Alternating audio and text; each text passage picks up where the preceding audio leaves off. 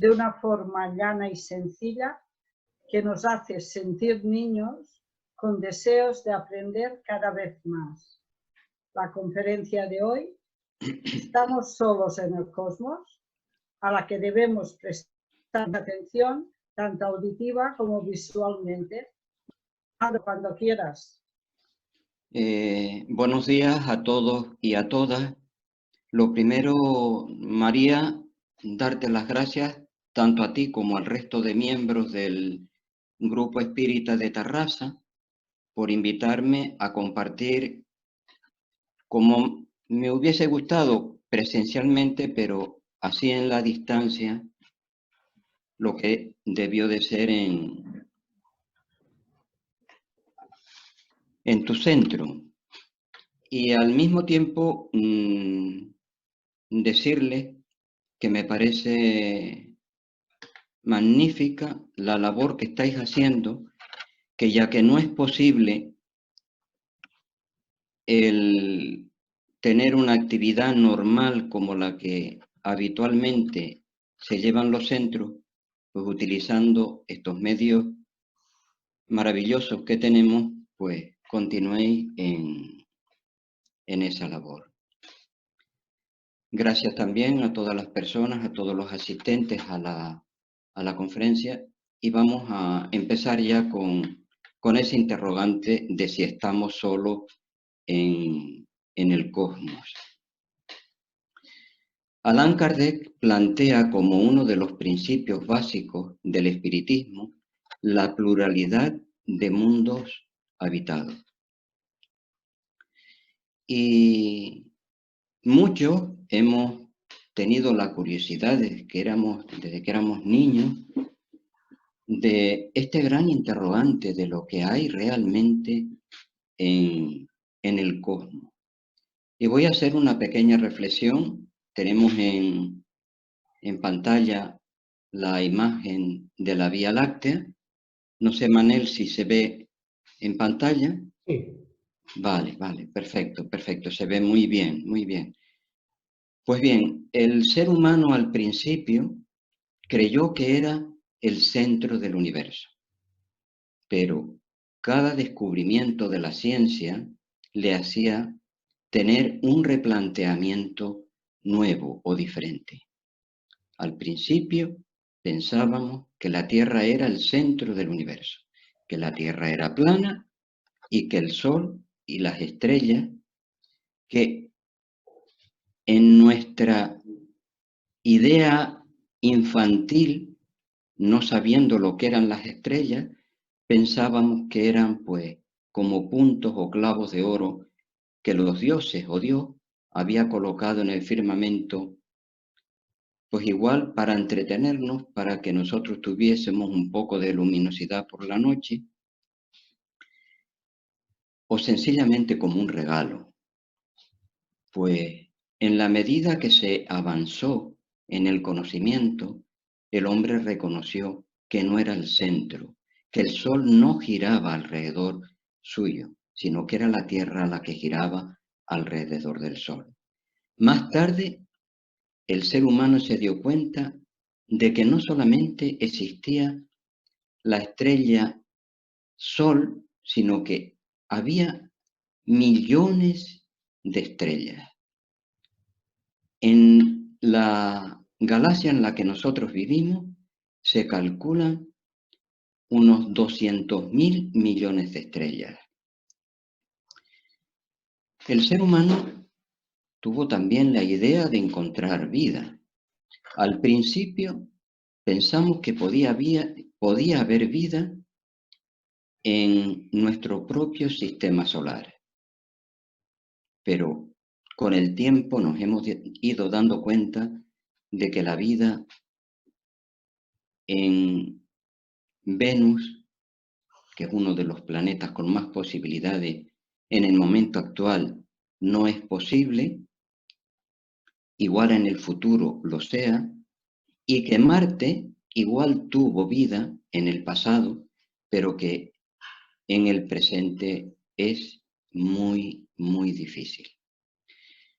De todas formas, si en nuestra galaxia los astrónomos calculan unos 200.000 millones de estrellas. Si nosotros, por cada 1000 estrellas, que son estrellas como nuestro Sol, que tienen sus sistemas planetarios, si de cada 1000 nosotros pensamos que una pueda tener sistemas planetarios como el nuestro y con condiciones de vida semejantes a las que nosotros tenemos, encontramos la cifra de 200 millones de estrellas donde hay posibilidad de vida como la terrestre, como la nuestra. En unos puede ser más atrasada y en otros más avanzada. Pero es que no solamente son esos 200 millones de posibilidades, sino que como hay millones y millones de galaxias, uno tiene que rendirse ante la evidencia de que tiene que haber vida en el cosmos. La propia lógica nos lo indica. Ahora bien, si no hemos encontrado vida en la Tierra, si no hemos encontrado vida en el sistema solar, que es donde está la Tierra, el sistema solar es inmenso, tiene unos 12.000 millones de kilómetros de diámetro. Si ahí no es posible la vida, ¿será posible que haya vida en nuestra galaxia?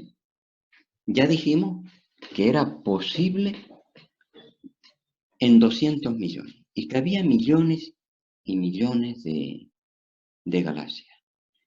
Pero en la propia galaxia donde nosotros vivimos, en la Vía Láctea, la estrella más cercana que nosotros encontramos, que es Alfa Centauro, está a 4,29 años luz. Estos son distancias enormes que se nos escapan a la mayoría de los mortales. Pensemos que la velocidad de la luz es de 300.000 kilómetros por segundo. Habría que multiplicar eso por 60 y nos daría lo que recorre la velocidad de la luz en un minuto. Eso por 60 y nos daría una hora. Por 24 nos daría un día y por 360 y nos daría un año luz. Por tanto, son distancias enormes. Para que nos hagamos una idea, si nosotros construyésemos un cohete que pudiera viajar a la velocidad de 10 millones de kilómetros a la hora, que un cohete que vaya a esa velocidad tardaría 2 minutos en llegar de la Tierra a la Luna tiene unos 348.000 kilómetros de distancia, o está, pues nosotros tardaríamos 456 años en llegar de la Tierra a Alfa Centauro, que es la estrella, es un grupo de estrellas, el grupo de estrellas más cercano que tenemos a nosotros. Con nuestra tecnología parece prácticamente imposible. Sin embargo, hay testimonios en la Tierra, y ahí voy a basar el resto de la charla, que sugieren la idea de que hemos sido visitados desde las épocas más remotas.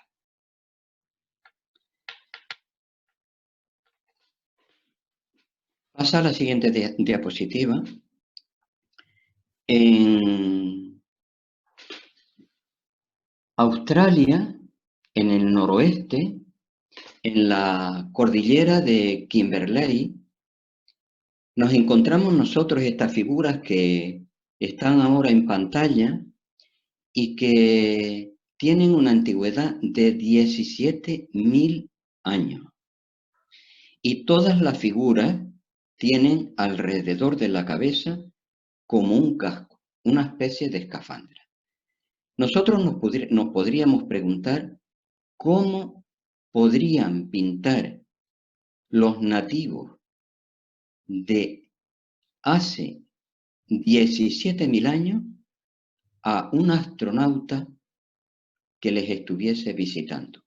Pues más o menos como lo hacen las figuras que nosotros tenemos aquí en pantalla. Pasa a la siguiente porque igual se ve mejor que en esta y se refiere también a las ballenas.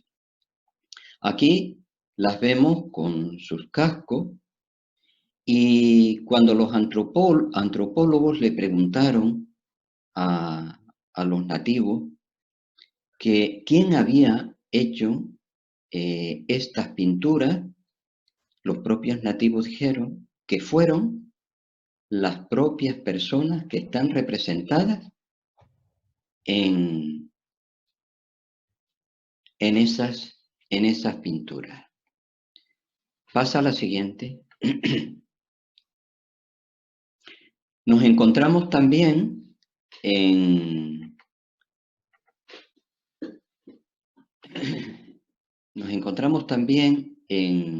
Argelia, muy cerca de Libia, nos encontramos estos grabados rupestres, cientos, miles de grabados rupestres que se le conoce con el nombre la figura de Taxili. Y entre todos esos innumerables grabados rupestres, hay algunos que llaman la atención, como esta figura de la izquierda que todos nosotros estamos viendo en pantalla, que se le conoce como el dios Marte y que es inconfundible, que tiene como cabeza un casco. Ese casco tiene un solo ojo, debe ser una mirilla a través de la cual pues ese casco permitía una visión del exterior, y el cuerpo también es un tanto especial, muy voluminoso, una figura que tiene más de 6 metros de altura y que la cabeza o el casco se ve unido al cuerpo por una serie de aros horizontales, como los astronautas tienen que acoplar pues su casco al resto del cuerpo para que quede herméticamente cerrado y pueda pues él respirar y hacer una vida completamente normal mientras tenga que usarlo. En la figura del centro nos encontramos nosotros también a las bailarinas, figuras al estilo faraónico, que tienen todas cabeza de pájaro, que recuerdan también, pues, a dioses voladores. Estas figuras tienen unos 8.000 años de antigüedad. Y a la derecha nos encontramos nosotros en... Esta figura corresponde al norte, las otras son del oeste, de Argelia. La que está a la derecha, el humanoide de cabeza achatada, es de Sefar y no tiene ni ojos, ni nariz, ni boca. Y este gran gigante está siendo o está rodeado por otros seres de tamaño más pequeño que lo rodean por ambos lados. Los que hicieron estos grabados rupestres dibujaban la realidad que ellos estaban viendo, que veían. Por tanto, si estos seres estaban conviviendo con los que eran normales, como los propios que hicieron los grabados, quiere decir que son figuras que ellos vieron en el lugar. Pasa a la siguiente.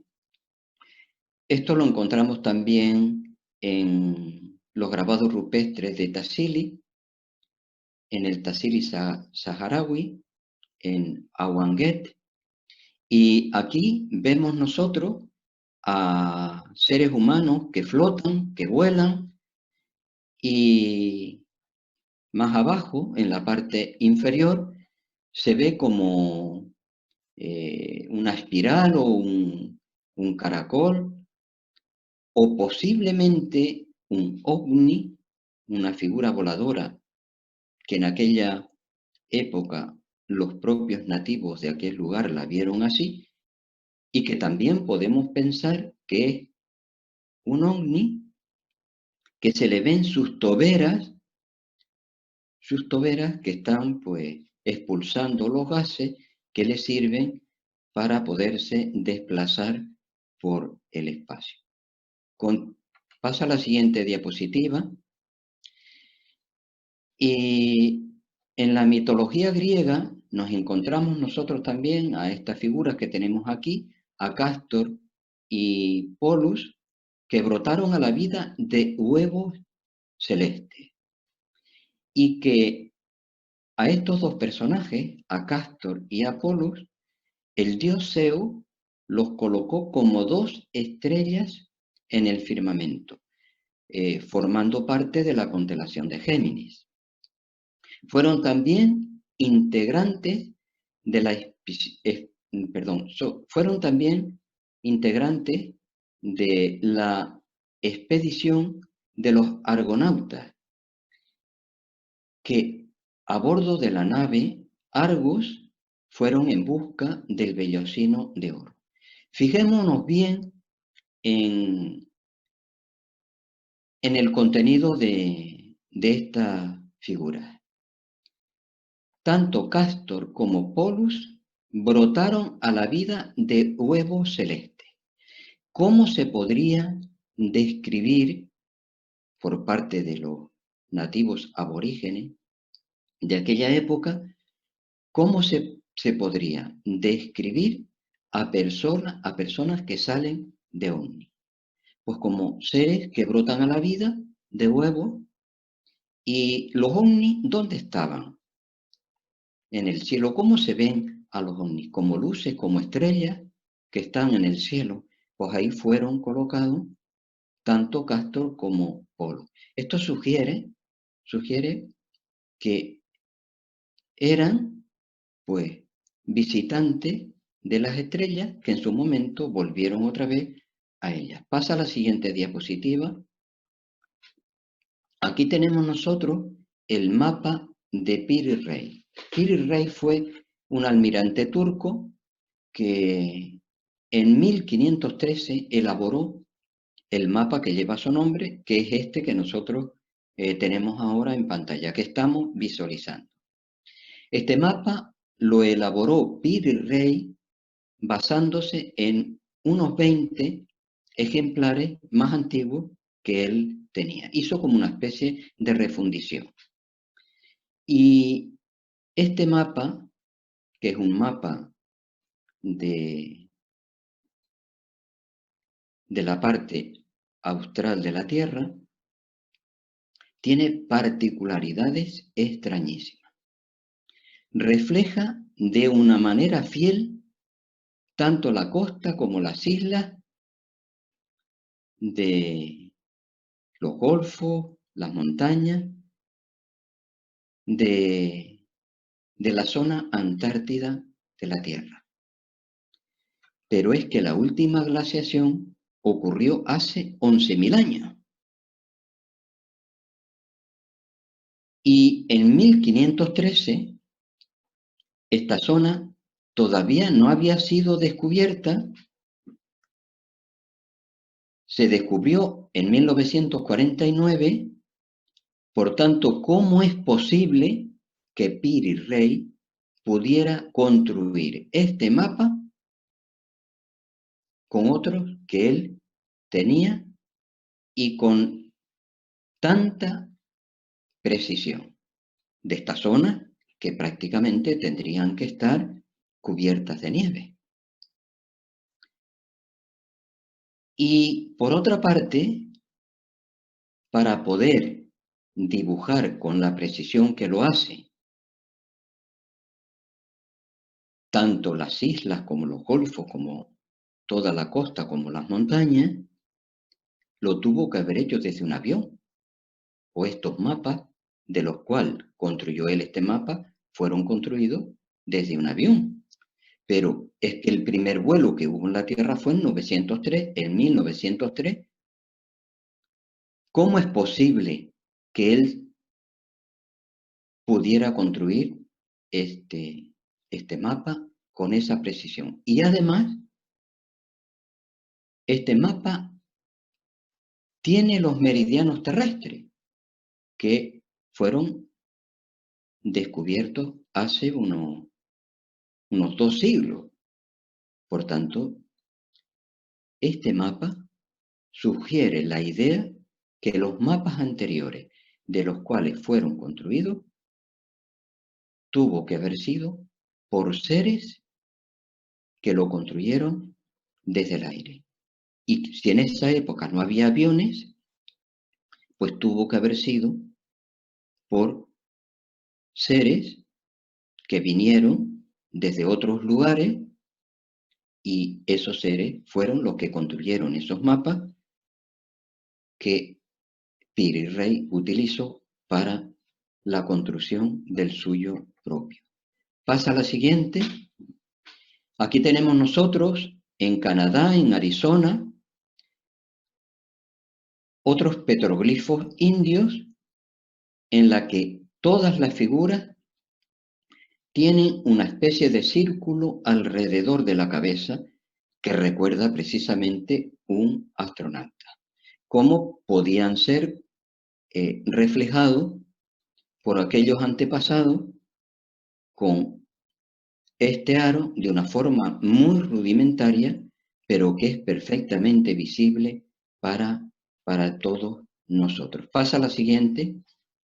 Y aquí tenemos nosotros, en Italia, en Valcamonica, tenemos esta figura que ciertamente parecen astronautas. Figuras blanquecinas, con unos hombros muy marcados, con un casco alrededor de la cabeza y que de ese casco salen como una especie de rayo, posiblemente porque los rayos del sol se reflejaban en él, y en las manos tienen una serie de objetos, posiblemente para realizar la investigación que estos seres extraterrestres venían a realizar en la Tierra. Figuras que tienen unos 8.000 años de antigüedad. Pasa a la siguiente.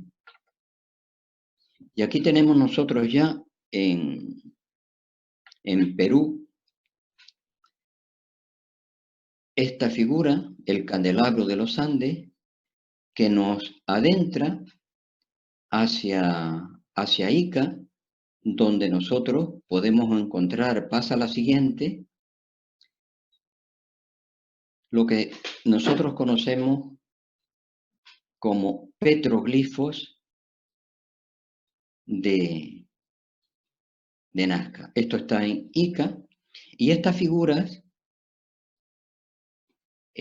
tienen una particularidad especialísima. Cuando nosotros las caminamos desde el suelo, no se ven o no reflejan, nosotros no podemos ver allí ninguna figura. Sin embargo, cuando sobrevolamos la zona, nosotros vemos allí figuras de araña, como esta que tenemos en pantalla. Esta figura tiene unos 46 metros de largo de un extremo a otro. Pasa a la siguiente. Aquí nosotros podemos ver colibrí, podemos ver un mono que tiene 90 metros de largo también, de un extremo a otro. Pasa a la siguiente. Aquí tenemos nosotros un colibrí que tiene unos 50 metros de largo. Pasa a la siguiente. Y aquí tenemos nosotros una figura humanoide que se le conoce como el hombre búho o astronauta, que parece que está pues saludando a los visitantes. Si estas figuras, si estos grabados no son visibles desde el suelo, esta zona es una zona bastante plana, que solamente hay montículos, pero que no hay grandes alturas para las cuales poder ver la figura. Sugieren de una manera clara que fueron construidas como señales para personas que venían en nave y les servían como referencia, pues, para llegar a la zona en donde se encuentran. Esta zona es riquísima en minerales, en oro, en plata, en hierro, en fin, que es una zona inmensamente rica.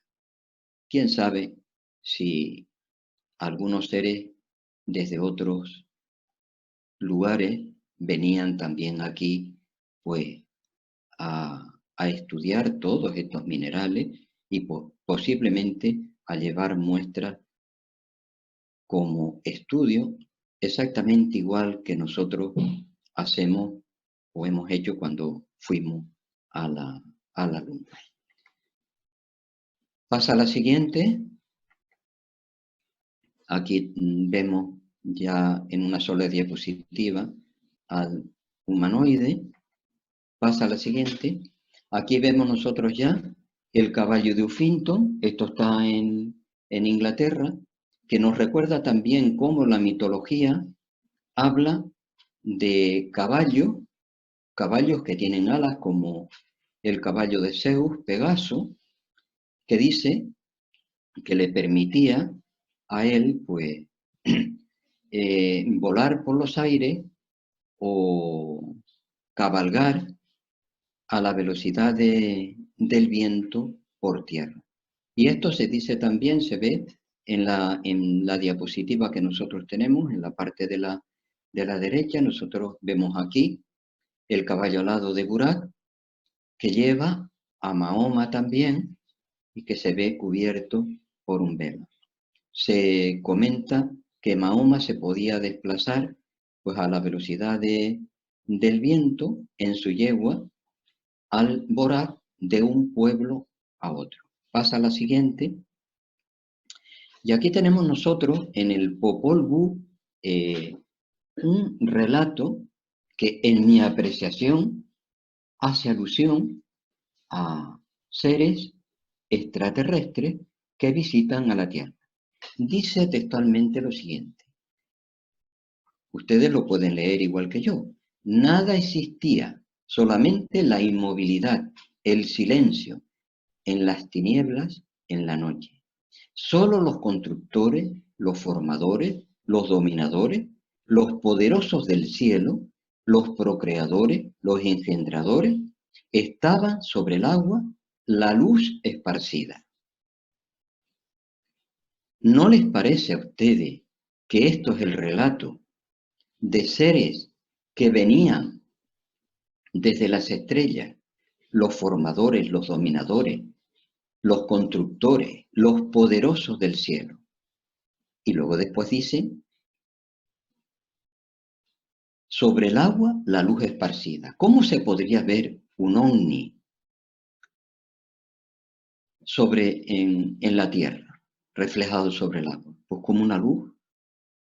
Los ovnis emiten luz y se veía como un reflejo, en este caso porque sería el lugar donde estaba, sobre el agua. Y está hablando el Popol Vuh, que fueron los extraterrestres los que hicieron la creación. Pasa a la siguiente. Ese es el problema de tener que hacer estas conferencias desde casa. Y aquí tenemos nosotros los indios Hopi, que ahora están en la meseta central o viven en la meseta central de Estados Unidos, pero que antiguamente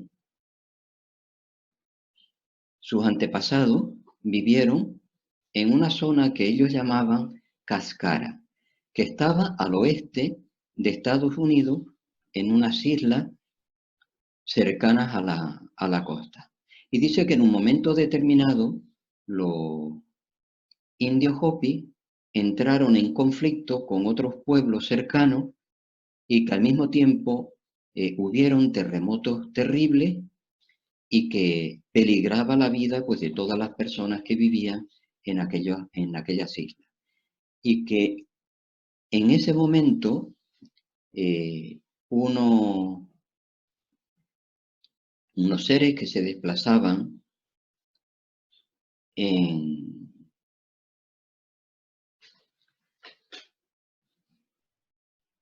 escudos volantes o pájaros tronantes vinieron y se los llevaron a la zona donde ellos viven ahora.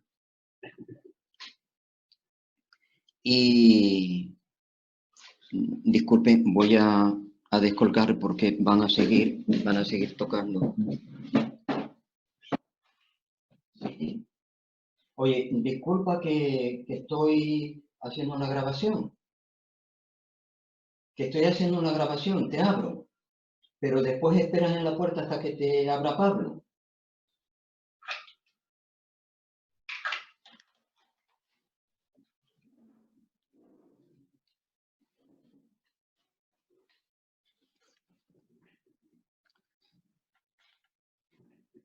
Bueno, estábamos comentando la peripecia de los indios Hopi que habían sido desplazados desde donde vivieron al principio, desde Cascara, hasta donde viven en la actualidad. Dice también que estas personas que le desplazaron a ellos eran especialistas en hacer bloques de piedra y en trasladarlo de un lugar a otro y en hacer túneles.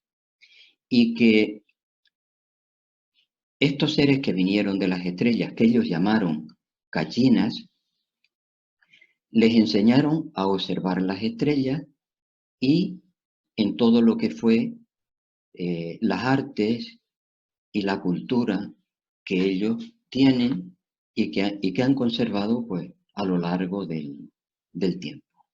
Pero además, los indios Hopi ahora realizan una especie de muñeca como esta que nosotros tenemos aquí, que tiene una cabeza, pues, que a todos nosotros nos recuerda el casco de una escafandra, de las personas, de un astronauta.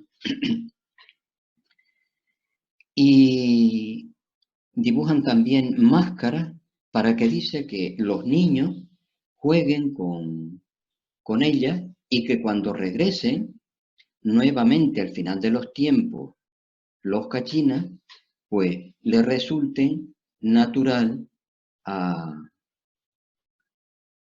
los propios indios Hopis. Pasa a la siguiente diapositiva.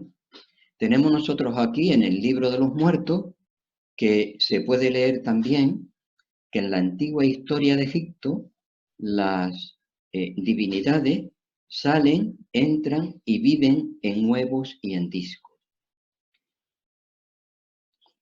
Continúa. Dejadme subir a bordo de tu embarcación, oh Ra, suplica el victorioso Nun, refiriéndose a la barca celeste que se apareció como un milagro a Isis. Los que cantan loas dispensen que Osiris sea como los marineros divinos del cielo. Aquí se está hablando precisamente en el libro de los muertos, se habla de seres que salen y entran, que viven en huevos y en discos. Es la descripción de personas que entran y salen de objetos voladores. Marineros divinos del cielo. ¿Cómo se podría dibujar en la época que fue escrito este libro? ¿Cómo se podría dibujar a seres que iban en objetos voladores de un lugar a otro? Pues de la forma que se hace en este pasaje. Pasa a la siguiente. Y tenemos nosotros aquí en la tablilla sumeria objetos. Estas tablillas sumerias tienen una antigüedad de algunas de unos 20.000 años. Bueno, pues en estas tablillas vemos nosotros objetos que sugieren a los helicópteros que nosotros tenemos. Se ven naves, como esta que está en la parte superior a la derecha, que podemos identificar como en el argot OVNI se usa para las naves nodrizas. Naves muy largas y muy estrechas y que viajan por el espacio de una manera pues, muy lenta o a la velocidad del pensamiento. Y en la parte derecha inferior vemos nosotros un objeto que parece un avión, porque en él se observa el timón de cola, pero que sin embargo parece que es como ovalado, que recuerda a cómo se ven los platillos volantes en el momento actual. Por tanto, esto quiere decir que tan remotamente en el tiempo, algunas figuras pues vieron estos objetos y los dejaron plasmados en esta tablilla. Pasa a la siguiente. Aquí tenemos nosotros en los textos hindúes tibetanos, en los Vedas, que hay descripciones también de naves como Indra, que tenía unas dimensiones enormes. Tenía 1.200 kilómetros de largo, 8 kilómetros de ancho y 16 kilómetros de alto. Esto lo podríamos identificar nosotros ahora con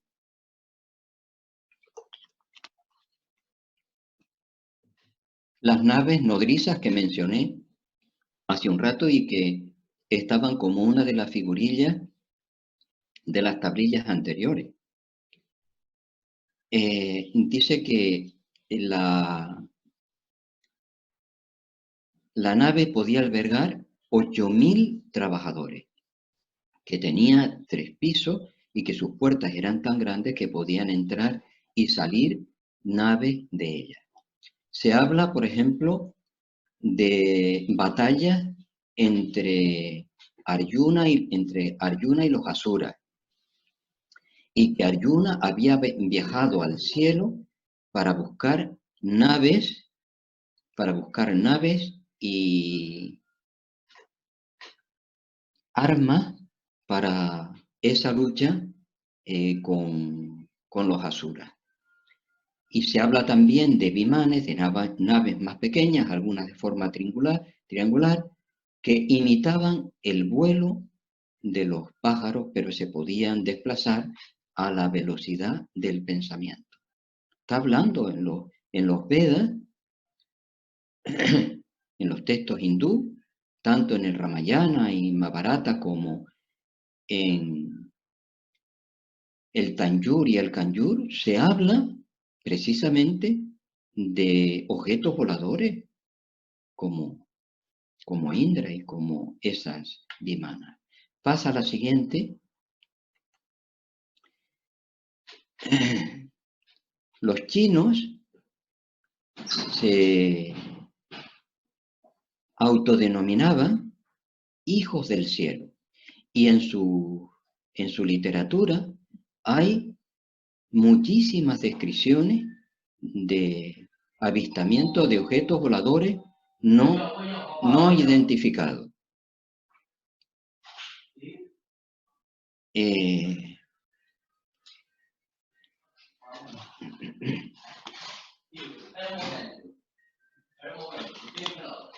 Disculpa. Pablo, no hagas ruido.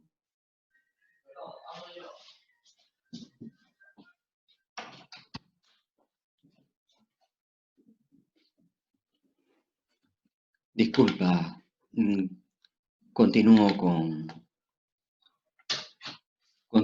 el tema.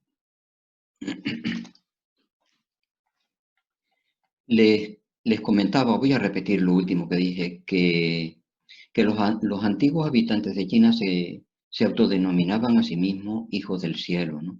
Y que en su literatura hay muchísimas alusiones a objetos voladores.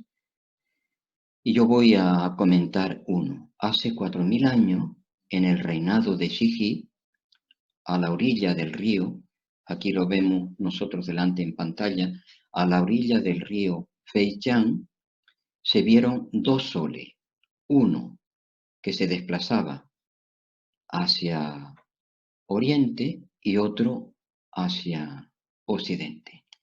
Y que estos soles producían ruido como un trueno. Aquí está clarísimo que se está hablando de objetos voladores que emitían ruido como emiten ruido nuestros aviones aquí en la Tierra. Pasa lo siguiente. Aquí vemos nosotros la columna que se vio durante el Éxodo y que seguían el pueblo israelita. Por el día dice que esa columna se veía envuelta como en humo y por la noche les iluminaba para poder continuar la marcha.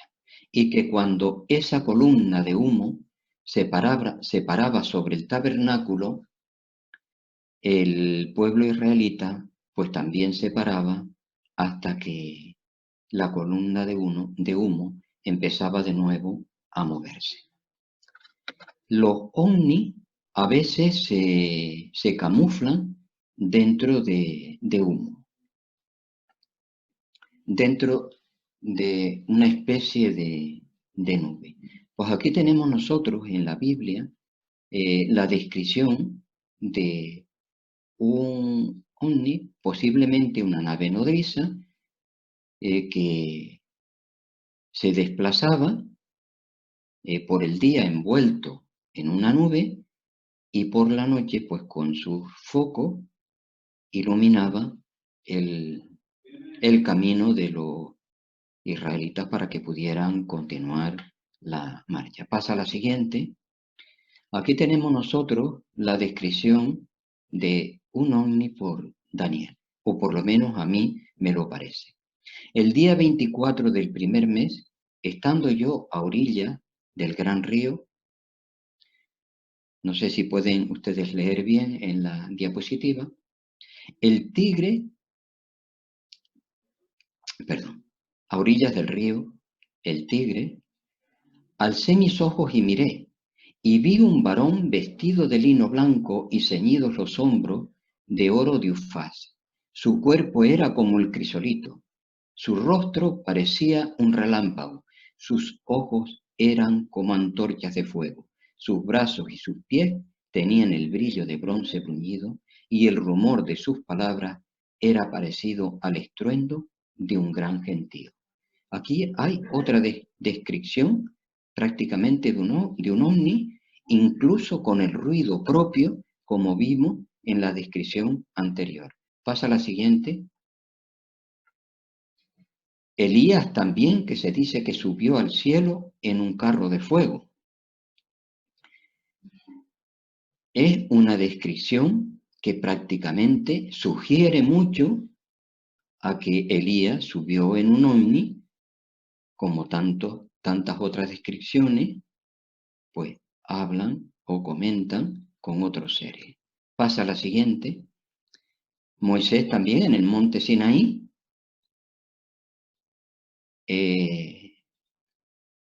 parece la descripción de un ovni. Subió Moisés al monte y la nube cubrió todo el monte. La gloria de Yahvé reposó sobre el monte Sinaí y la nube lo cubrió por 6 días. Al séptimo día llamó Yahvé a Moisés de en medio de la nube. La gloria de Yahvé aparece a la vista de los hijos de Israel como fuego devorando o devorador sobre las cumbres del monte. Moisés entró en la nube y subió al monte, y permaneció Moisés en el monte 40 días y 40 noches. Esto está en el Éxodo. Una nube con fuego, de allí sale una voz, entra Moisés, y luego después está Moisés 40 días. Es la descripción de un hombre. Pasa a la siguiente. El profeta Ezequiel y la nave, que dice lo siguiente: miré y vi cómo venía del norte un torbellino, una gran nube y un fuego que se revolvía dentro de sí mismo. Alrededor de ellos había un resplandor y en su centro algo semejante a un metal brillante que salía del medio del fuego. Esto está en Ezequiel.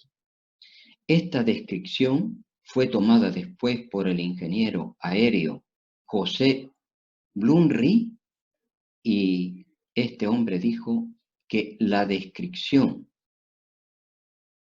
si nosotros la llevásemos a la realidad, podía ser una figura o un objeto que podía volar como vuelan nuestros helicópteros o nuestros aviones. Pasa a la siguiente. Tenemos nosotros también la descripción de Jonás cuando fue tragado por una ballena, que dice: y entonces Yahvé hizo venir un pez grande para que se tragara a Jonás. Y estuvo Jonás en las entrañas del pez 3 días y 3 noches. Nosotros sabemos que no es posible estar en el interior de un pez, porque la muerte sería inevitable al nosotros estar en un lugar que no nos es propio, y si estamos en el estómago, pues mezclado con el ácido que realmente allí está. Pero dentro de un ovni sí que podemos nosotros estar durante un tiempo, como Moisés estuvo 40 días. Aquí tenemos nosotros la descripción de otro ovni. Pasa a la siguiente. Aquí vamos a ver a nosotros unas cuantas pinturas.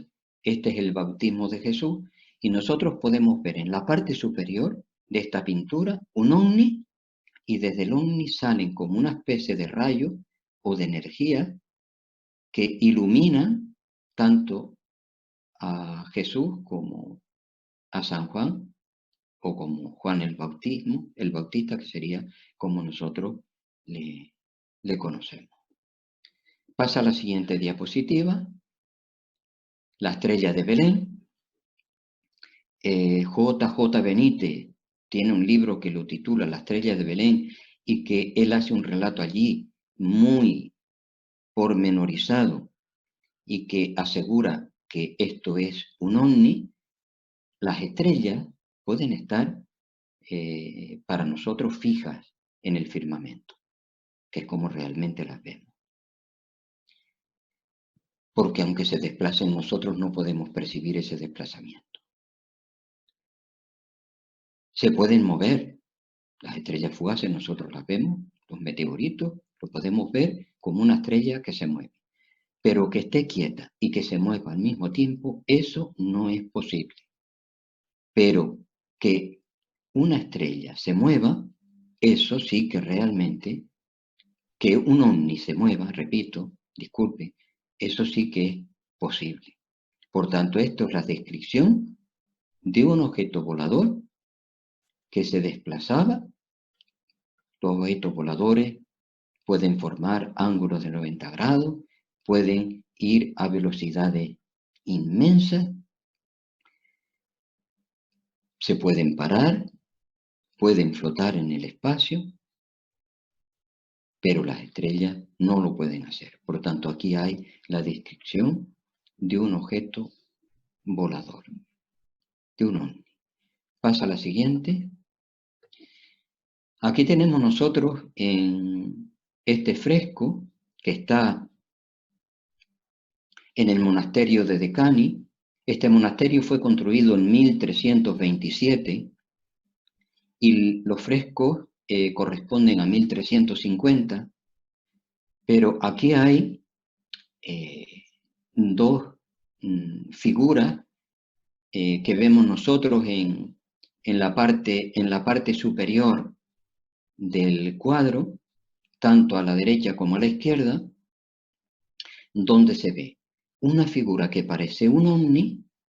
En el interior del ovni hay un ser humano que parece que está manipulando unas palancas como si fuesen los mandos de ese aparato que uno se ve que se dirige hacia la izquierda y el otro se dirige hacia la derecha.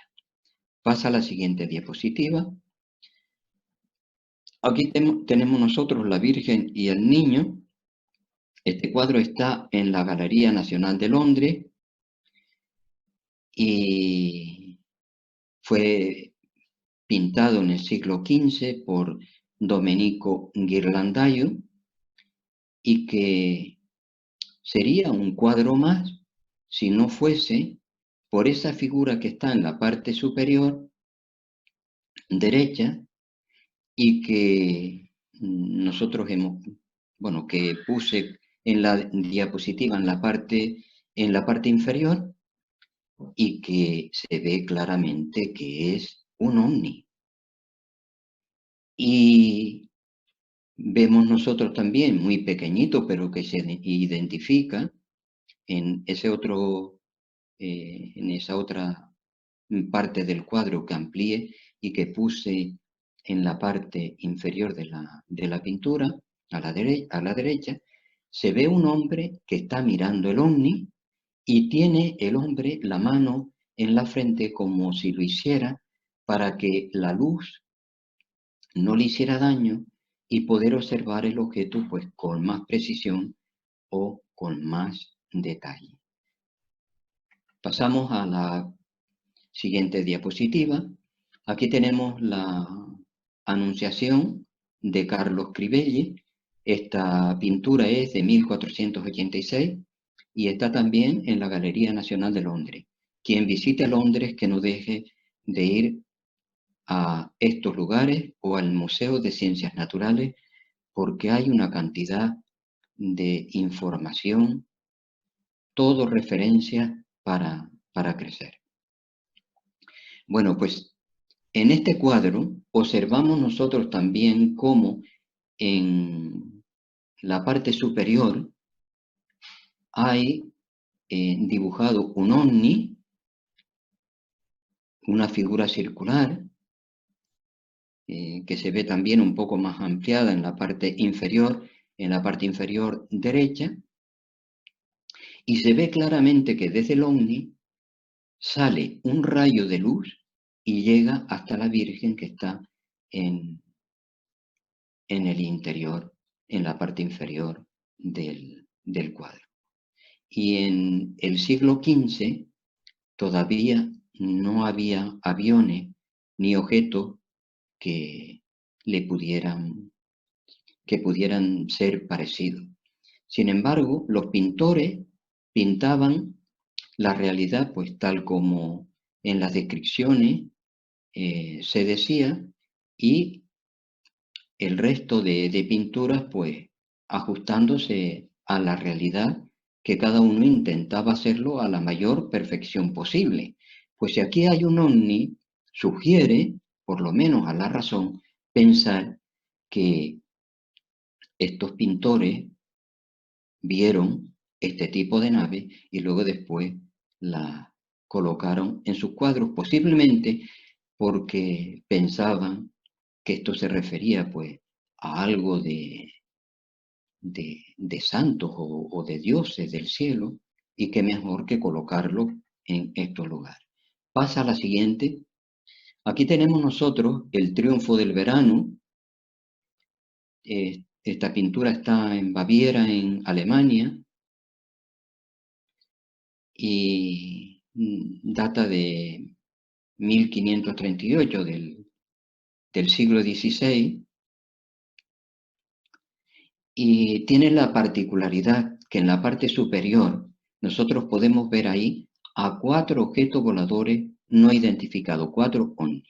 son como un platillo, tienen en la parte inferior como un saliente. Haciendo comparación, esto parece un sombrero, ¿no?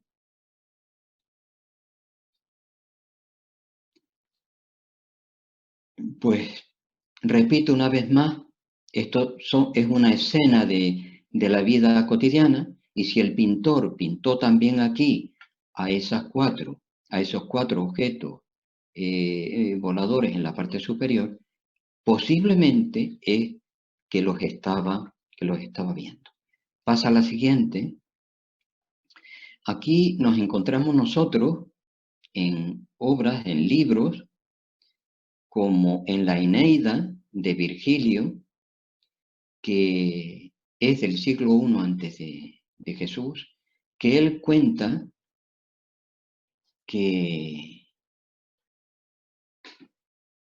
había ruedas en el cielo y que esas ruedas servían para desplazar a la gente y objetos de un lugar a otro.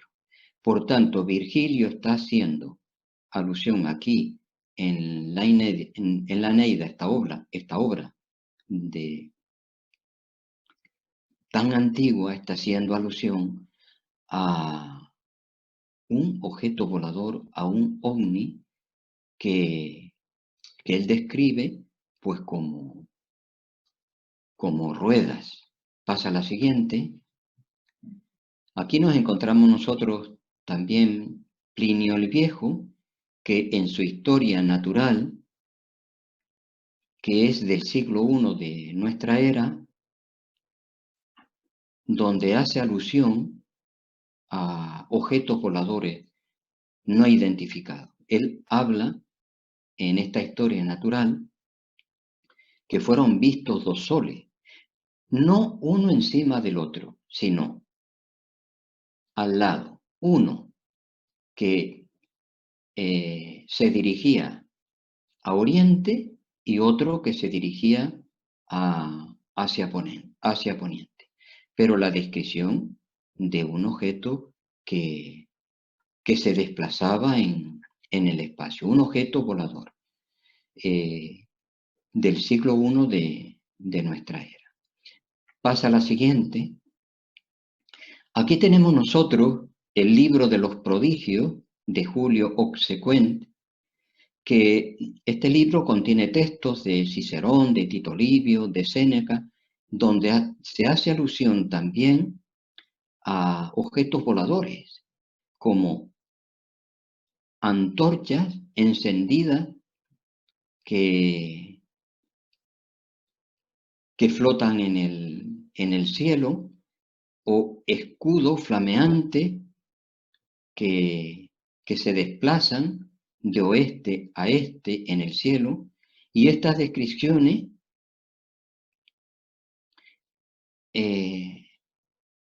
nos sugieren a los que hemos leído o estudiado el fenómeno ovni a naves nodrizas o sencillamente a pequeñas naves que servían para llevar a diferentes seres de un lugar a otro. Pasa a la siguiente. Aquí tenemos nosotros en el Museo Aborigen de Ecuador, tenemos esta estatuilla un tanto extraña que nos recuerda precisamente a nuestros propios astronautas. He puesto una segunda diapositiva con un astronauta al lado para que se vea de una manera más clara la semejanza que hay entre la estatuilla y nuestra propia y el propio astronauta.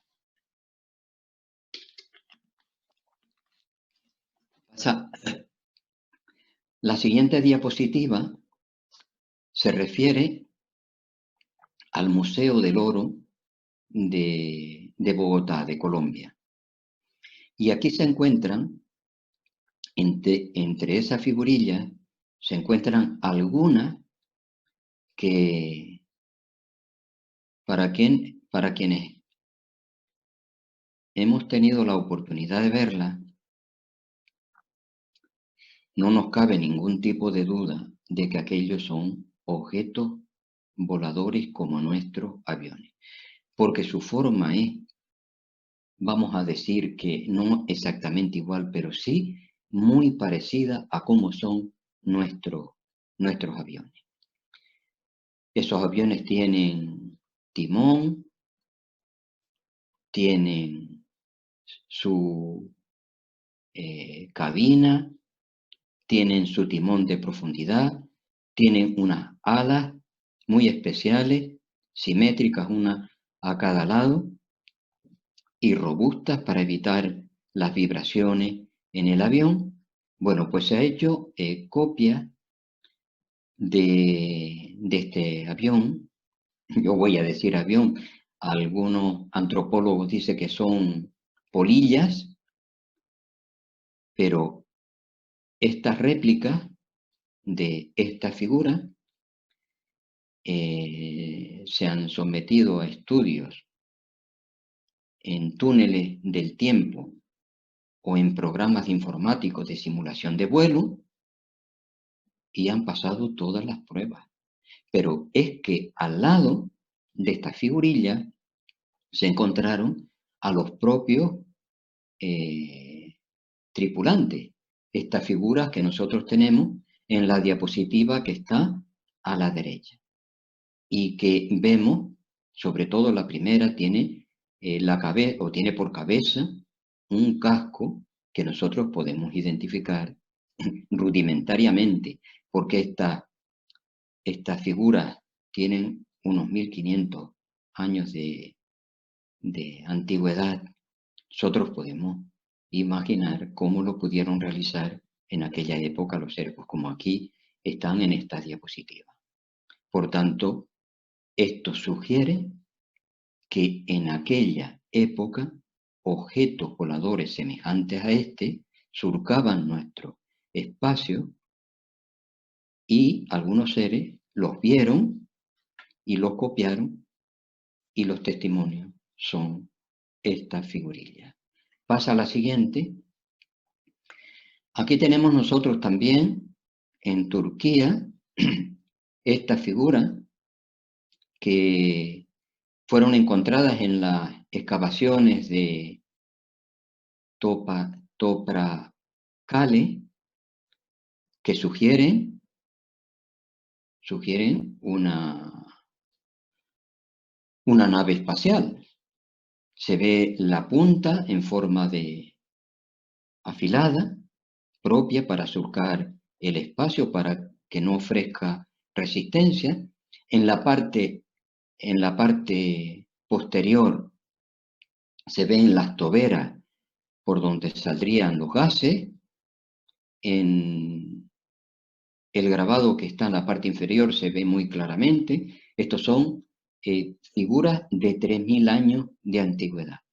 Y en el centro se ve un piloto, le falta la cabeza porque no la pudieron recuperar en la excavación, pero que sugiere prácticamente a una nave espacial que está siendo tripulada por un extraterrestre. 3000 años ya de que ello ocurriera. Pasa a la siguiente. Aquí tenemos nosotros una figurilla, una deidad desconocida de Colombia, una figura de unos 3000 años de antigüedad también, y que sugiere a un astronauta. Se ve el casco, la mirilla, y por esa mirilla se ve pues los ojos y la nariz, no se ve la boca del astronauta. Recordamos las guanyinas, aquellas figuras que vimos al principio, que tenían dibujados los ojos y la nariz, pero no la boca, posiblemente porque el que la pintó, la escafandra, o a través de la escafandra solamente se veían también los ojos de aquellas figurillas de las guanyinas. Pasamos a la siguiente. Tenemos nosotros también aquí en México, tenemos esta figura que fue encontrada en Tlapacoya, me cuesta trabajo leer Tlapacoya, esta figura que sugiere realmente un astronauta, por su casco que tiene en la parte superior, por su traje, que donde quiera que haya articulaciones, tiene como una especie de saliente, como para indicar que está resguardado, para que no entre ningún tipo de aire al interior. Voy a poner esta palabra aire al interior del traje, de la atmósfera que hubiera en aquel sitio, el propio cinturón, todo rasgos que sugieren un astronauta. Pasa a la siguiente. Y aquí tenemos nosotros lo que se conoce como platos de Landau. Esto se encontró entre el Tíbet y China. Fueron descubiertos en 1939 y son unos enterramientos donde los esqueletos están puestos todos en fila, uno al lado del otro, y que los esqueletos pues reflejan que eran unos seres bastante pequeños, con un cráneo bastante grande en comparación con el cuerpo. Y en las paredes de las cuevas donde fueron encontrados estos enterramientos, se encontraron también pinturas de seres humanos pequeños con una cabeza muy voluminosa, repito, en comparación con el cuerpo, y dibujos también del sol, la luna y las estrellas. Pero se encontraron 716 platos, que son los que se conocen como platos de Landau, que son de granito, tienen un grosor de 2 centímetros y un agujero en el centro, y una figura en forma de espiral. Estos platos tienen una antigüedad de unos 12.000 años. Y estos platos tienen una serie de inscripciones y de escrituras que han sido descifrados y que dicen lo siguiente. Tiene figuras humanoides, hay dibujados ovni, pues la descripción viene a decir lo siguiente. La Tierra fue visitada por seres de las estrellas y sus aviones, palabras textuales, de cómo fueron descritas las inscripciones que están en estos platos. Sus aviones, cuando estos seres hicieron la investigación que vinieron a hacer a la Tierra, despegaron, pero solamente tuvieron combustible para el despegue y cayeron sobre aquella zona muy accidentada y las naves se estropearon. Los supervivientes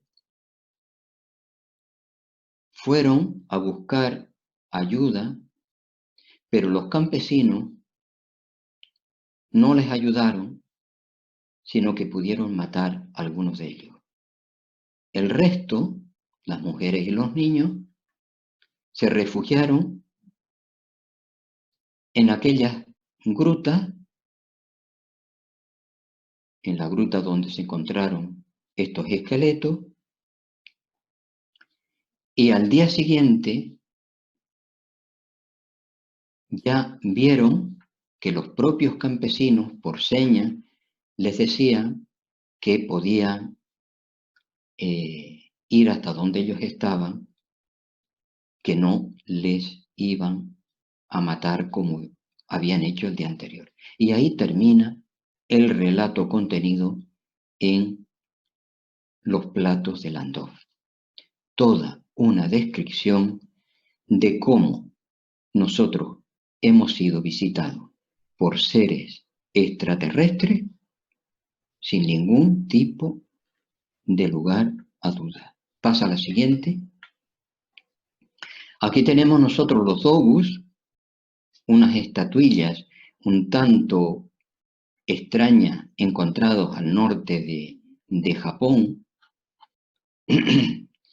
y que llama la atención de esta figura que no tienen manos ni pies y sobre todo la cabeza que sugiere un casco voluminoso y sobre todo las gafas enormes que tienen esta figurilla. Los propios japoneses consideran que los descendientes suyos son extraterrestres que vinieron en vehículos voladores. Y hay un sitio que llama la atención en Hokkaido, al norte de Japón, que es un monumento que consta de 2 obeliscos con una plaza circular floral, o sea, donde hay flores, y que hay también un ovni en dicha plaza. Este monumento está construido donde cuenta la leyenda que Okikuro Mikami había descendido a bordo de su nave Shinta. Aquí encontramos nosotros otro vestigio más de otra posibilidad más de visita de seres extraterrestres. Si pasa a la siguiente diapositiva, aquí nos encontramos con las bolas enormes y pequeñas de Costa Rica, bolas que van desde el tamaño de una pelota de fútbol hasta bolas que tienen 2 metros. Se ha encontrado una bola que tiene 3 metros de diámetro y que pesa unos 16 toneladas. Hay miles de bolas como esta al sur de Costa Rica. Y el antropólogo Ibarizat dice que estas bolas representan a las estrellas, representan grupos de estrellas, y que el tamaño de las bolas se corresponde con el tamaño que tienen estas estrellas, que tienen estas bolas en relación con las estrellas. Se ha cogido la orientación que tienen grupos de estas estrellas tal como están colocadas en Costa Rica y se han colocado en ordenador de un avión y se ha podido llegar hasta algunas islas, como las Islas Galápagos, Tortuga, la isla Tortuga, y no se llegó a esa isla que está en el centro del Pacífico y de la que voy a hablar dentro de un rato, pero que hubo una desviación de ella de unos 60 kilómetros, donde ya era posible su visión, y el llegar hasta ella pues había sido muy, muy fácil. Desde Costa Rica a estas islas hay una distancia de 7.600 kilómetros, lo cual una desviación de esa cantidad pues es prácticamente inapreciable. Pasa a la siguiente. La siguiente diapositiva, no. La siguiente diapositiva se refiere a las cabezas olmecas. Estoy viendo bien, sí, las cabezas. Se refiere a las cabezas olmecas. Esto está en lo que hoy es Veracruz y Tabasco. Son unas piedras que representan una cultura, pero que entre esas cabezas hay algunas entre 25 y 50 toneladas de peso. La mayor tiene 3 metros de alto. Y estas figuras de un peso tan enorme nos sugieren cómo es posible que fueran trasladadas de un lugar a otro con los medios que tenían las personas de aquella época histórica, que datan de unos 3.000 a 1.500 años. ¿Cómo es posible que pudieran, primero, dibujar las caras con la perfección que tiene y trasladarlas de un lugar a otro?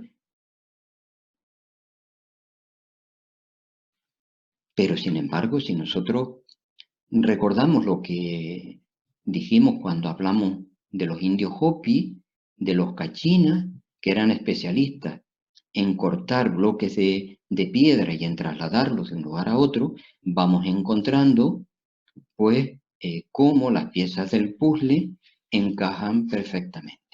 Pasa a la siguiente. Y aquí nos vamos a referir a la isla a la que hacía referencia antes cuando hablaba de las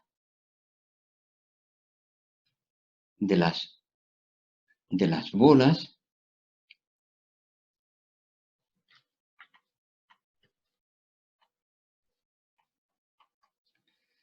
Cuando hablaba de las bolas de Costa Rica,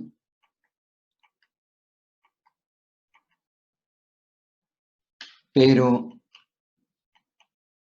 en esta isla, que se le llama el ombligo del mundo porque está prácticamente en el medio del Pacífico y que los nativos conocían con el nombre de Rapa Nui, lo que llama la atención de esta isla son una serie de cabezas enormes que se conocen con el nombre de los Moai y que están esparcidos por toda la isla.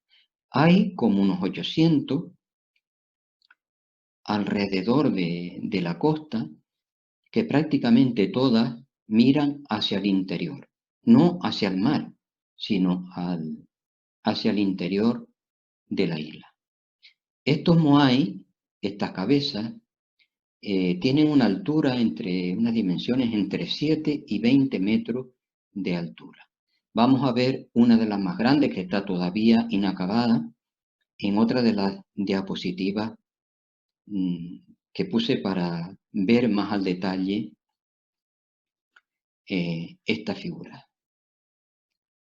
Todavía quedan unas 800 inacabadas.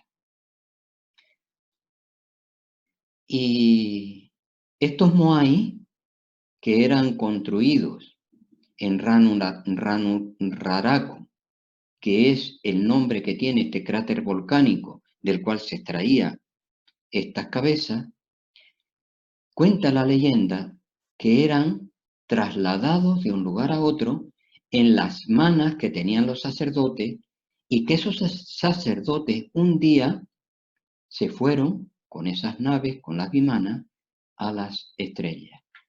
Pasa a la siguiente para... Aquí se ven los Moai, cómo se ponían de cara hacia el interior, y en la parte superior de la cabeza llevaban un tocado que tenía unos 4 metros de altura, de unas rocas generalmente rojas. Pasa a la siguiente. Aquí vemos nosotros uno de esos Moais inacabados que tiene 20 metros de largo y unos 150 toneladas de peso. La primera pregunta que nosotros nos podemos hacer es, ¿con qué utensilio, con qué herramienta eran capaces de sacar de la roca esta figura enorme? Y luego después de que la sacaran, ¿cómo las podían trasladar de un lugar a otro?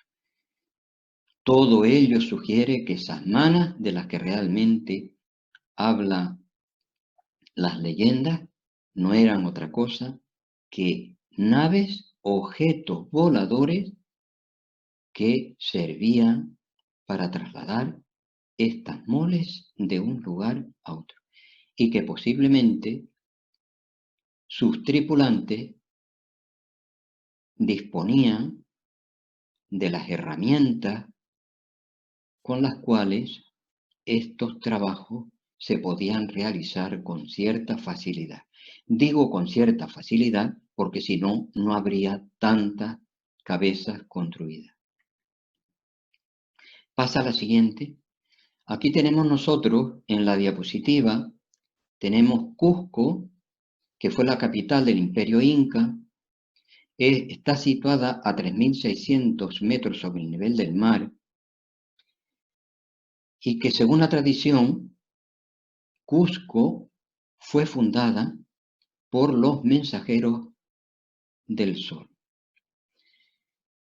Quienes hemos estado allí podemos dar fe, podemos asegurar que estos muros eran construidos con una perfección tal que esta pared que nosotros estamos viendo en pantalla no se puede meter un cuchillo entre piedra y piedra. Están hechos a una perfección inmensa. Aquí hay, en la zona donde se ve un grupito de personas, una piedra, que es la piedra de los 12 ángulos, que es bueno visitar este lugar, Cusco, para ver la perfección con la cual trabajaban la piedra estas culturas. Y en esta zona hay movimiento sísmico. Ellos ponían en la parte inferior las piedras más pequeñas, como nosotros podemos ver en la imagen, y luego en la superior las piedras mayores. De esa forma, las piedras pequeñas permitían el deslizamiento de las piedras mayores sin que la estructura sufriera daño alguno. Y en la imagen de la derecha, nosotros vemos Sacsayhuamán, es una fortaleza, y cuando Pizarro preguntó a los nativos que quién había construido aquella fortaleza, los propios nativos le dijeron que esa fortaleza había sido construida por los descendientes de Viracocha, un pueblo divino con hombres con barba, con piel clara y con cabello rojo.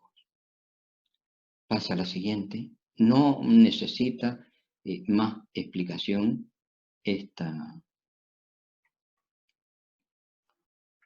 diapositiva. Esta que estamos viendo ahora, la Puerta del Sol en Tiwanaku.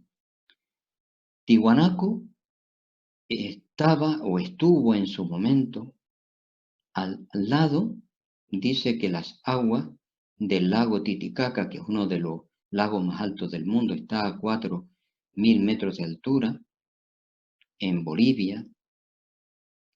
Bueno, pues dice que las escalinatas de Tiwanaku llegaban hasta las aguas del lago Titicaca. Hoy día ese lago está a 30 kilómetros de distancia. Y hay multitud de leyendas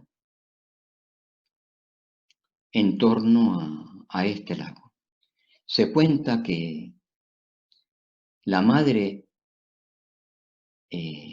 Orjana bajó de las estrellas en su nave de oro, y que trajo a los hombres las artes y las culturas de todas las cosas, y que luego después, en su nave de oro, volvió otra vez de nuevo a las estrellas.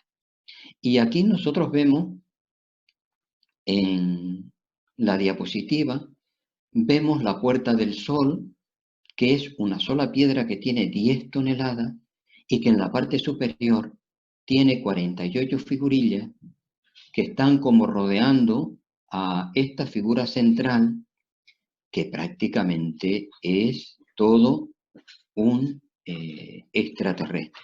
Una figura que se ve con su escafandra, su cuerpo que parece pues prácticamente un traje de uno de nuestros astronautas.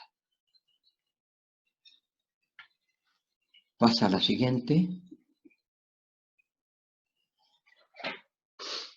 Aquí tenemos nosotros en México los guerreros atlantes, que son muy importantes, son unas figuras de unos 5 metros de alto y de unos 1400 años de antigüedad antes de nuestra era, y que son importantes porque tienen una especie de arma que parece o sugiere una pistola láser. Sí, los propios nativos de aquella época, las armas que tenían, porque algunos arqueólogos dicen que esto es un arma normal. Si fuese un arma normal, los propios nativos, las armas que tenían eran flechas, lanzas, masas, era con lo que hacían la guerra. ¿Cómo es posible que estas figuras tuvieran una pistola, aunque fuese normal, y esta otra, este otro, digamos, adorno que tienen en el pecho, que parece realmente un escudo? Pero no sería raro que si fuese alguno de los tripulantes de esas naves que nos visitan, sí que pudiera tener una pistola láser como la que tiene esta figura. Como nos contaban los Vedas de aquellas guerras que tenían, o que tuvo Arjuna con los asuras, y que iban o que fueron al cielo para buscar armas y aprender su manejo, para después usarlas adecuadamente en la batalla. Pasamos a la diapositiva siguiente. Aquí tenemos nosotros la pirámide de Palenque. Es el sepulcro, o tiene dentro de esa pirámide está el sepulcro del hombre de la máscara dejada, o el que se conoce también como Dios Kukulcán. El carbono 14 da tanto a la momia como a los restos del sarcófago una antigüedad de 10.000 años. O sea que hace 10.000 años fue construida esta pirámide y este sarcófago. Y llama la atención de una manera sobresaliente la losa que cubre a este sepulcro. Pasa a la siguiente y así la vemos. La losa que cubre este sepulcro es la que tenemos ahora en pantalla, y se le llama también el dios volador de Palenque porque parece que está dentro, este personaje dentro de una nave que tiene las manos en una especie de salientes que podrían ser los mandos, tiene la nariz como si fuese en una serie como en una especie de lugar para respirar. Hay tornillos, cables y toda una serie de artefactos que recuerdan la complejidad de una nave. Se ve en la parte inferior cómo sale de ella, cómo sale los gases. Y esos gases están también rodeándola alrededor. Y todo ello habla precisamente o sugiere que es un astronauta. Algunos arqueólogos dicen que esto lo que hace es reflejar lo que era la partida al inframundo. Pasa a la diapositiva siguiente porque también se refiere a lo mismo.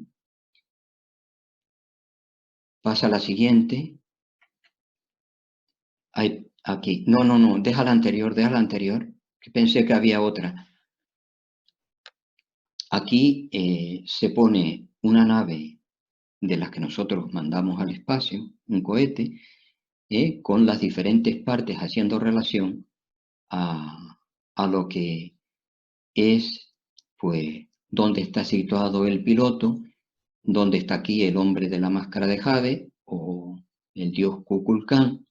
En la parte inferior se ven las toberas, se ve los gases saliendo, como salen también los gases de las naves que hacemos los extraterrestres. Pasa a la siguiente. Y aquí tenemos nosotros los colosos de Memnón. Estas figuras se refieren a Amenhotep III, figuras de unos 2000 años de antigüedad. Son figuras de una sola pieza. El cuerpo tiene un 17 metros de altura y 4 metros en todo lo que es el soporte donde el pie, donde está colocada la figura, en total unos 21 metros de altura.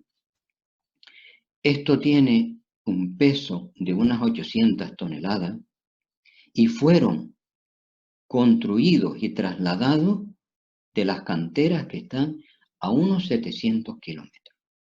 ¿Cómo se podía hace tanto tiempo trasladar figuras de 800 toneladas de peso? Las figuras están deterioradas, pero esto es lo que ha ocurrido a lo largo de los terremotos que se han dado en el tiempo de su formación hasta hoy. Pero en su momento eran estatuas perfectas. Y 800 toneladas es ya un reto, pero el trasladar a la figura sin que se rompiera era otro reto no menor.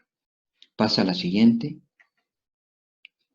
Aquí tenemos nosotros el templo de Luxor. Debajo se ve a Ramsés II, el obelisco que está aquí. Había dos obeliscos, el otro está en Francia.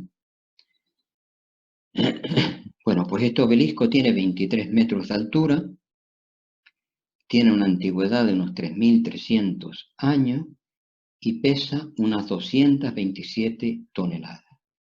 La pregunta es la misma. ¿Cómo pudo el ser humano trasladar a esta figura? Una referencia más a aquellos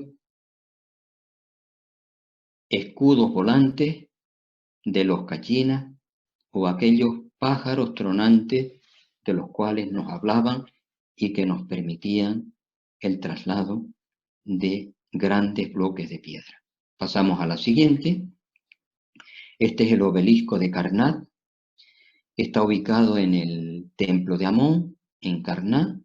Tiene una altura de 27 metros y unos 340 toneladas de peso. Más de lo mismo. Pasamos a la siguiente. Aquí tenemos el obelisco mayor del mundo, tiene 42 metros. El obelisco inacabado de Asuán. El hombre, los seres que vivían en aquella época no lo terminaron, igual porque al ser tan largo como las piedras tienen uniones entre ellas pensaron que posiblemente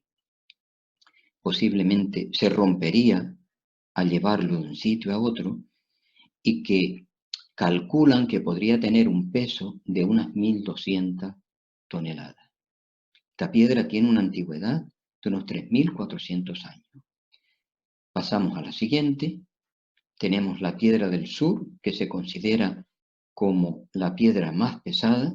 Esta tiene aproximadamente unos 20 metros de largo y pesa unas 1.700 toneladas.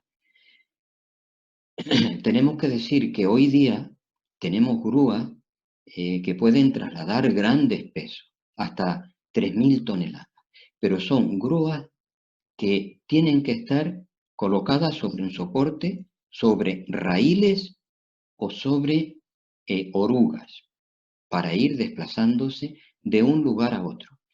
¿Cómo pudieron, una vez más, trasladar estos seres que vivieron 3.000 años antes de nuestra era? ¿Cómo pudieron trasladar estos enormes bloques de piedra de un lugar a otro? ¿Fue con esos escudos volantes? Yo me inclino a pensar que sí. Pasamos a la siguiente diapositiva. Aquí tenemos los dogones, que es un pueblo que viven en Mali, al lado de los acantilados de Bandiagora.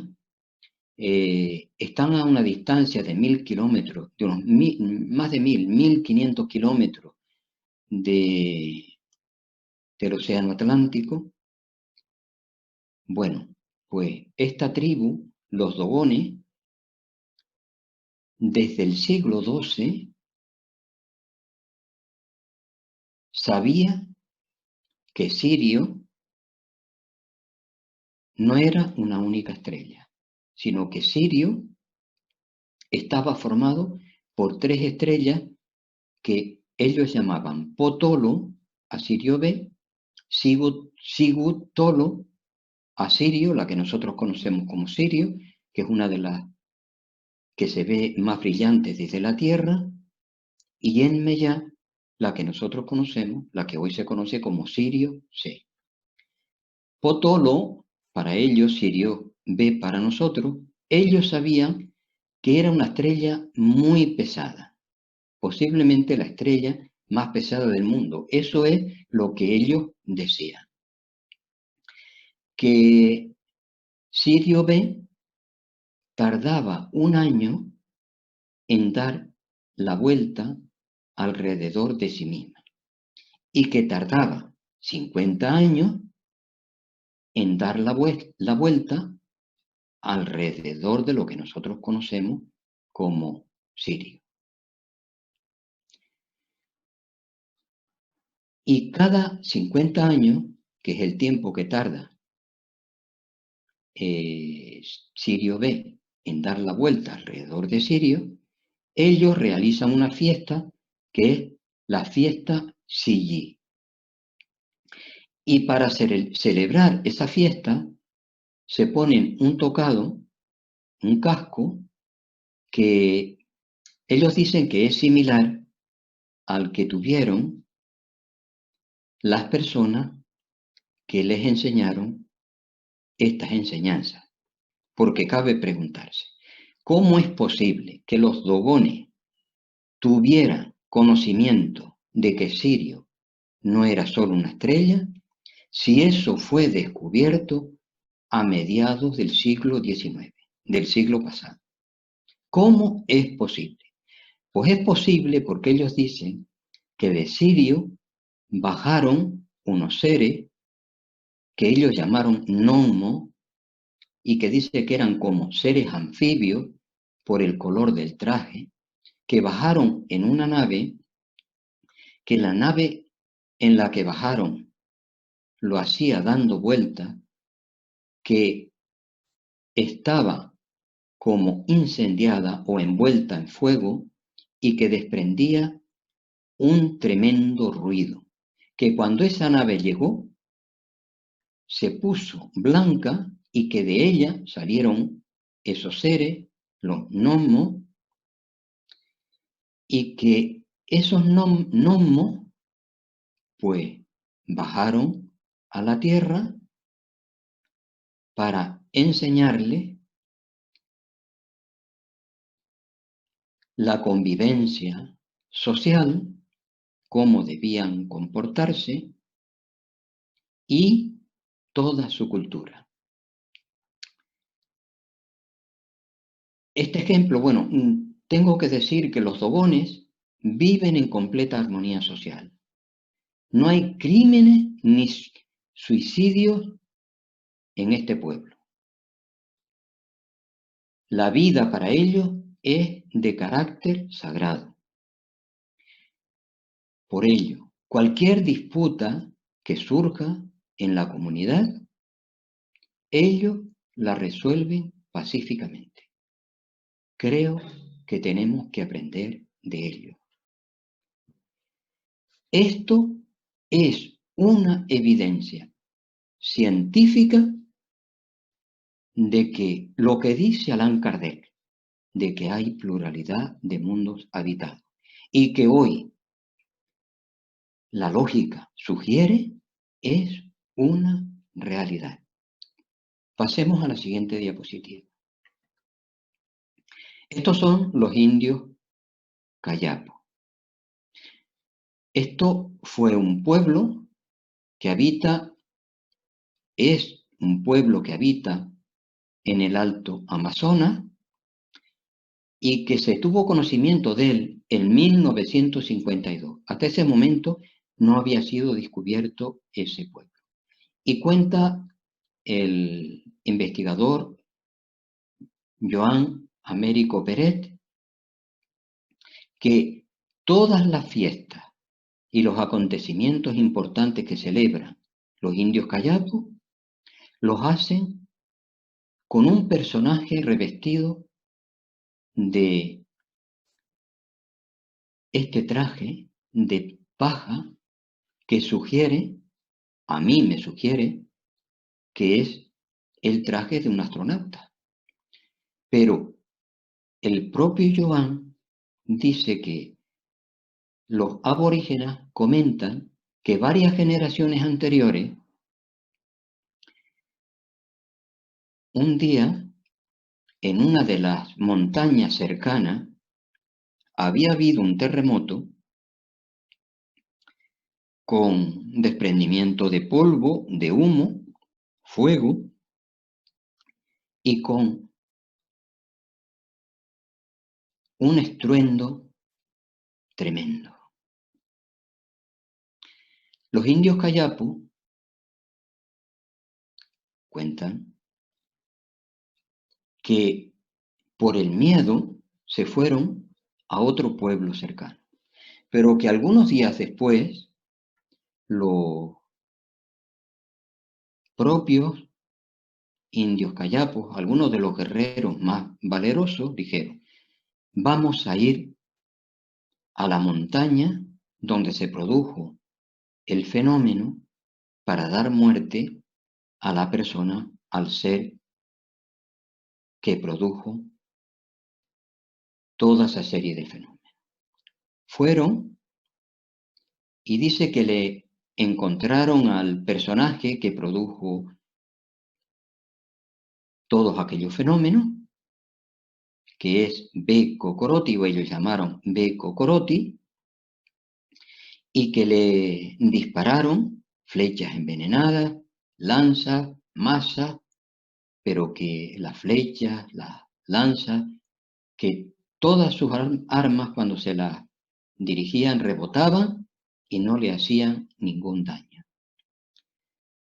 Los indios Kayapo se fueron a vivir a su pueblo y este personaje, B. Cocoroti o B. Cororoti, bajó hasta el pueblo y los nativos le dieron la bienvenida y dice que este personaje les enseñó la lengua que ellos hablan, fundó la primera escuela, la casa donde se reunían los jóvenes y les orientó también en la agricultura. Y un día este buen hombre ve Cororoti, este señor que vino de las estrellas, le dijo que volvía de nuevo a su hogar, que no le siguiera. Se puso el traje brillante en el que vino, se fue hasta la montaña y algunos de los personajes que dice que fueron a cierta distancia para observar qué es lo que pasaba, vieron que había llegado también una nave, hoy podemos decir un objeto, envuelto en humo y en fuego, con gran estruendo, que entró en él Big Cororoti y que luego después se dirigió a las estrellas. Pasa a la siguiente. Este relato también nos habla de una manera clara de cómo nosotros hemos sido visitados por seres de otros lugares y que ahí está la historia como testimonio en estas personas que no ganan nada con contar cosas como las que realmente cuentan. Y en esta diapositiva que nosotros estamos viendo ahora tenemos a Kenneth Arnold, que fue el que acuñó la palabra de disco volador. En 1947, hace apenas nada, él volaba con su avión sobre Monte Rainier y vio una escuadrilla de objetos que volaban en una dirección determinada. Dice que iban hacia las montañas Cascada y que tenían por la parte inferior, por la parte de atrás, como una especie de media luna. Le faltaba como un trocito al disco.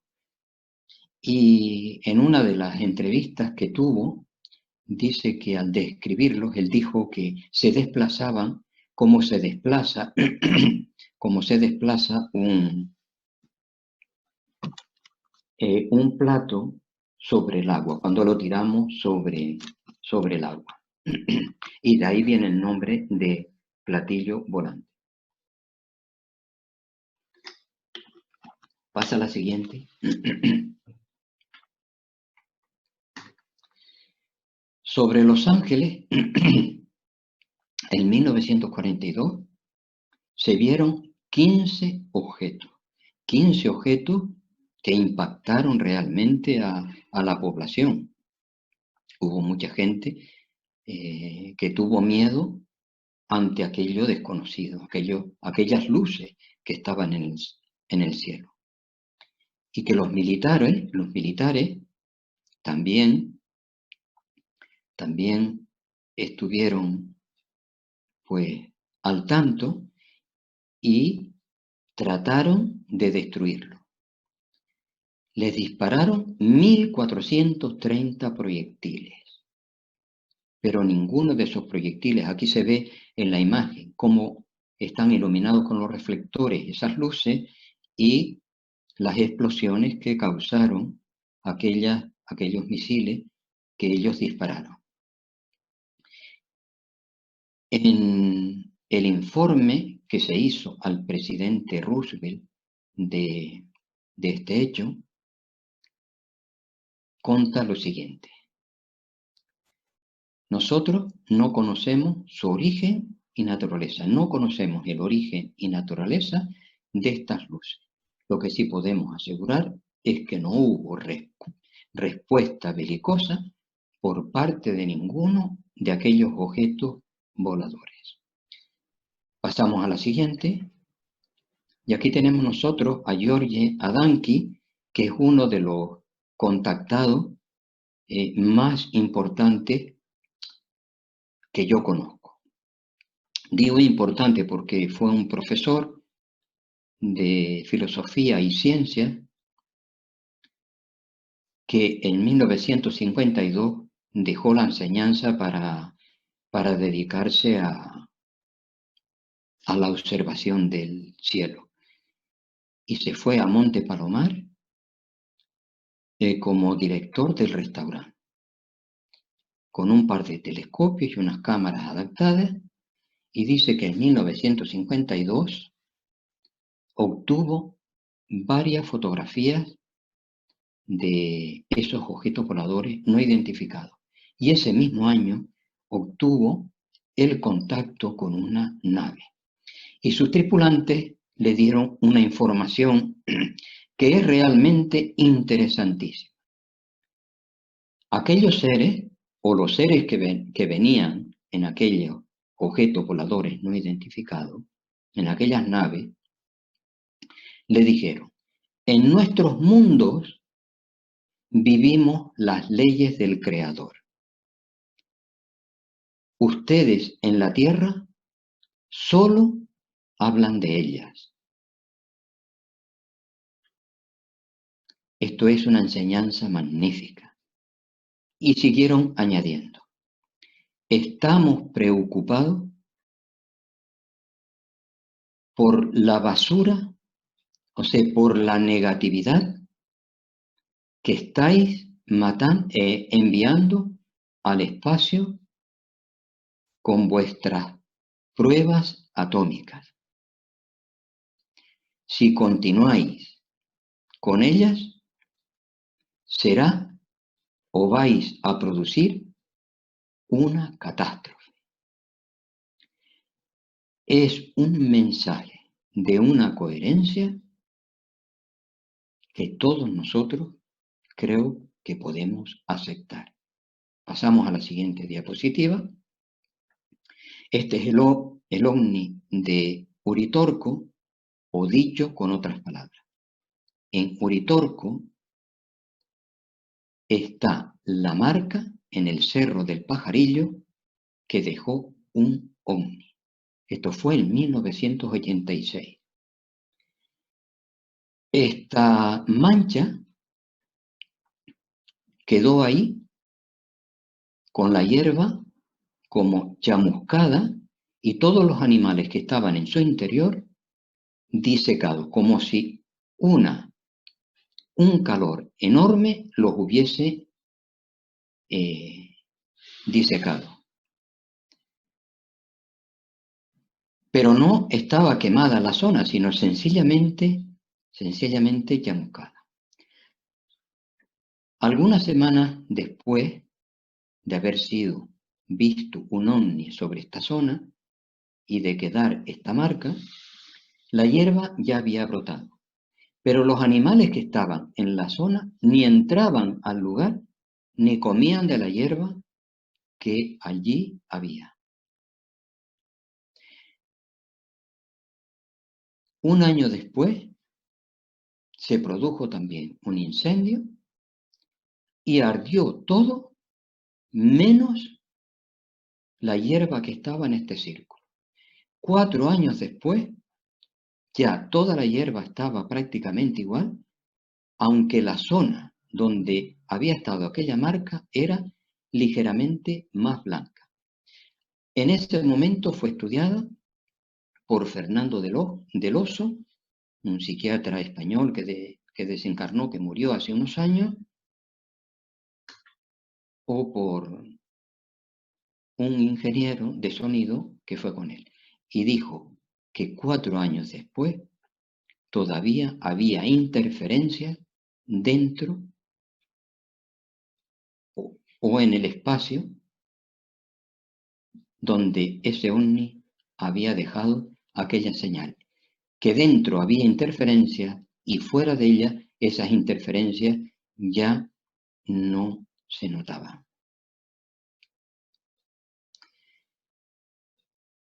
Ya 4 años después, el ganado comía tanto lo de fuera como lo de dentro de la marca. Pasamos a la siguiente diapositiva. Aquí tenemos nosotros una diapositiva donde hay un militar, porque es realmente llamativo que los militares hayan ocultado cantidad de información. Y yo creo que una gran razón, posiblemente miedo o que la tecnología que tenemos en la Tierra es infantil en comparación con la tecnología que demuestran esas naves espaciales que nos visitan o esos seres que nos visitan. Pero sin embargo hay excepciones y en Brasil las Fuerzas Armadas dieron una rueda de prensa donde el brigada Moreira afirmó que su escuadrilla de aviones había tenido un avistamiento de varios objetos voladores, de varias luces a su alrededor, que concretamente al lado de uno de sus aviones, por un lado estuvieron 7 y por el otro había 6 de esos objetos voladores, que no podían dar ninguna otra información, porque no la conocían, pero que ellos habían sido testigos de esos objetos. Pasamos a la siguiente diapositiva, y aquí ya, para terminar, tenemos un piloto de aviación comercial, Gerson Maciel de Brito, que dice que en uno de sus viajes normales, haciendo una ruta normal, había visto un objeto volador, que ese objeto volador fue visto también por otro avión que estaba a varios kilómetros de distancia suya y que veía a ese objeto volador con un ángulo completamente diferente al que él estaba viendo, y que ese objeto que él estaba viendo estaba siendo detectado por el radar de tierra. Gerson Maciel de Brito se dio cuenta, por la forma de desplazarse, que era un ovni, y entonces telepáticamente entró en contacto con él. Él le dijo que sabía que eran seres de otros planetas o de las estrellas que querían entrar en contacto con los seres humanos, que él estaba dispuesto a un contacto con ellos dentro del mayor servicio que él pudiera hacer y la mayor fraternidad entre los seres que iban en esa nave y él. Y dice que en ese instante donde él hizo esa especie de concentración y entró en contacto con aquellos seres, el objeto volador se puso casi al lado de su nave, y que en su interior, en el interior del avión, quedó totalmente iluminado por una luz muy espesa, y que ese objeto volador se mantuvo a su lado durante un largo rato. Con esta descripción, nosotros tenemos un certificado de que son objetos materiales, porque si desde la Tierra el radar estaba observándolo, quería decir que era un objeto material. Por lo tanto, con toda la información que nosotros hemos visto, está ratificado lo que nos dice Allan Kardec de que hay pluralidad de mundos habitados.